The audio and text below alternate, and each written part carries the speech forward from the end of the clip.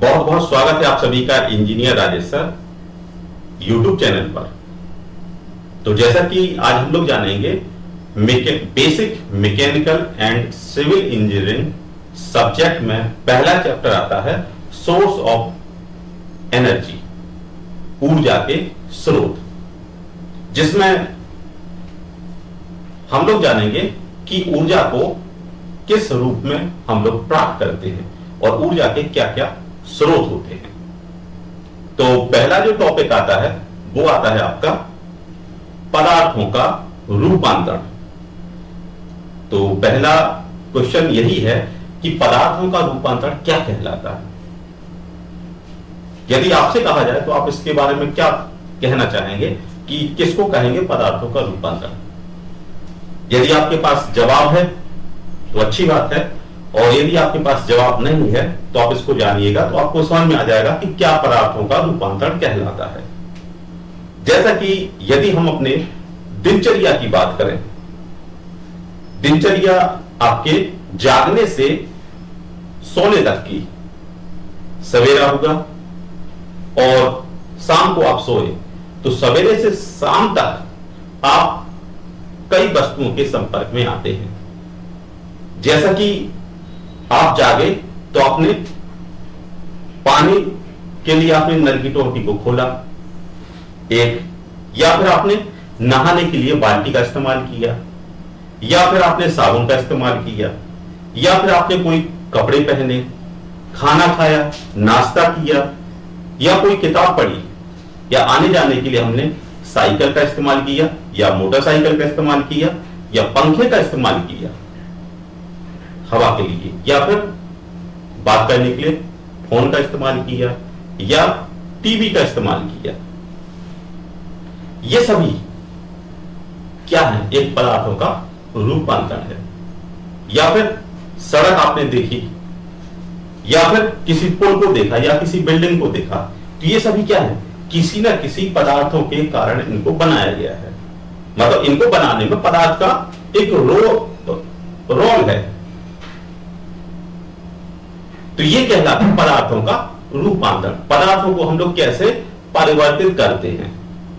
जैसे यदि हमें ईंट प्राप्त करनी होती है तो ईंट को मिट्टी से बनाया जाता है, तो मिट्टी का शेप ईंट के रूप में बनाया, और बहुत सारी ईंटों के द्वारा हमने पुल या भवन या बिल्डिंग का इस्तेमाल कर दिया। तो ये क्या है? एक पदार्थों का रूपांतरण है।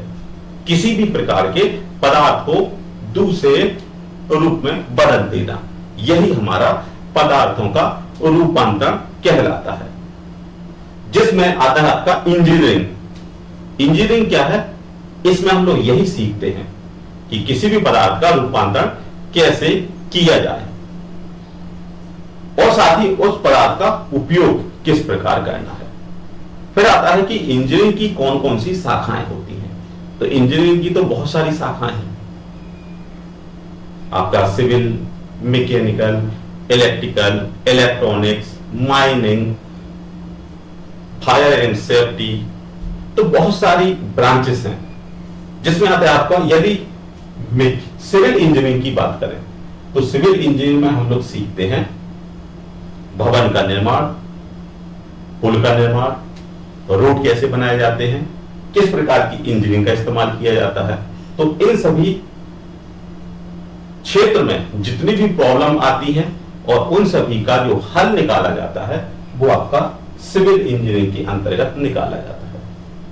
यदि मैकेनिकल इंजीनियरिंग की बात करें तो इस इंजीनियरिंग में हम लोग इंजन का निर्माण करते हैं, चाहे इंजन 2 स्ट्रोक हो, 4 स्ट्रोक हो, पेट्रोल इंजन हो, डीजल इंजन हो, या फिर हमें किसी भी पार्ट को डिजाइन करना हो, कनेक्टिंग रॉड को बनाना हो, गियर बनाना हो, पिस्टन बनाना हो, किसी भी पार्ट को बनाना और उस पार्ट पे लगने वाले बल्ब और बल्बों के बारे में अध्ययन करना, ये सभी हम लोग मैकेनिकल इंजीनियरिंग के अंतर्गत सीखते हैं। फिर आता है इलेक्ट्रिकल, विद्युत से संबंधित, एसी धारा है या डीसी धारा है, या कहां पर हमें इसकी वायरिंग करनी है किसी भी विद्युत की, कौन से सर्किट का इस्तेमाल करना है। तो ये सभी आपके इलेक्ट्रिकल के अंतर्गत आ जाता है। डीसी मोटर हो चाहे आपका एसी मोटर हो, भरना किस प्रकार है।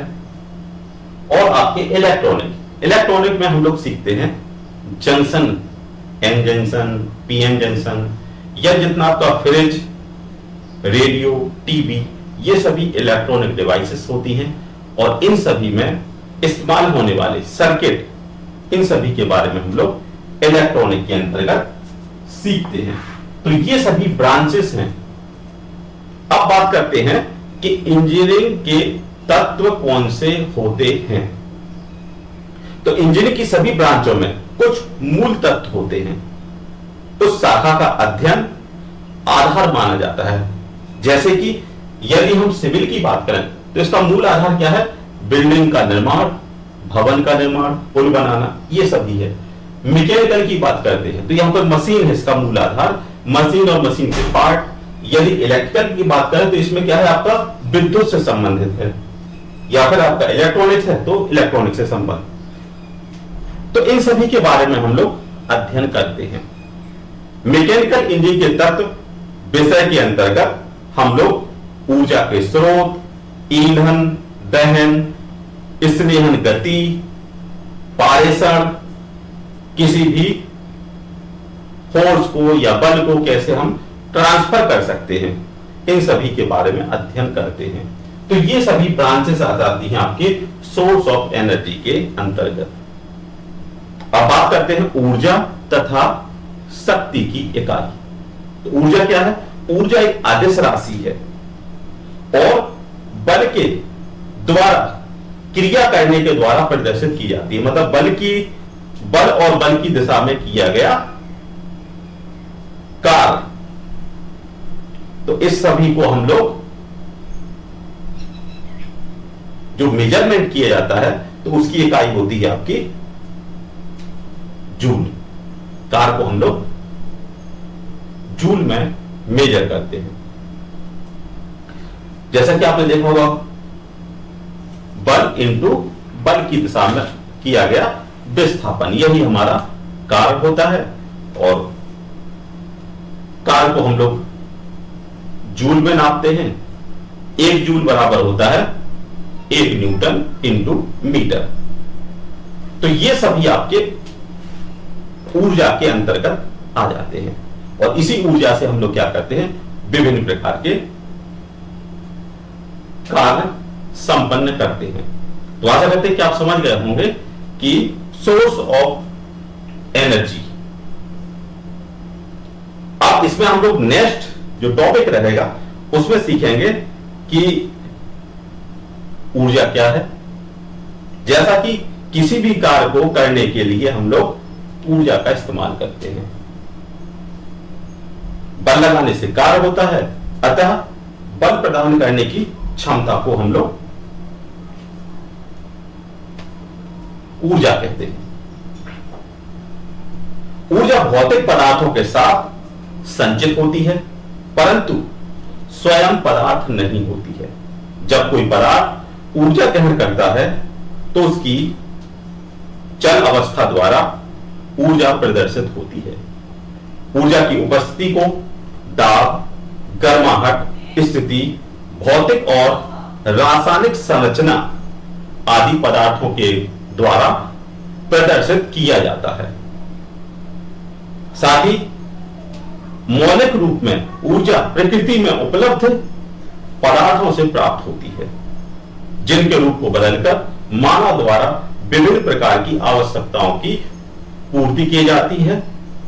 जैसा कि खानों से कोयला प्राप्त होता है और उसी कोयले को जलाकर हम लोग हीट एनर्जी प्राप्त करते हैं। और साथ ही मिट्टी का तेल, डीजल, पेट्रोल, ये सभी एक ऊर्जा के बहुत बड़े स्रोत हैं। क्योंकि आज के समय की यदि बात करें तो ऊर्जा के लिए ही हम लोग एक देश दूसरे देश से लड़ने के लिए तैयार होता है, क्योंकि ऊर्जा की बहुत डिमांड होती है।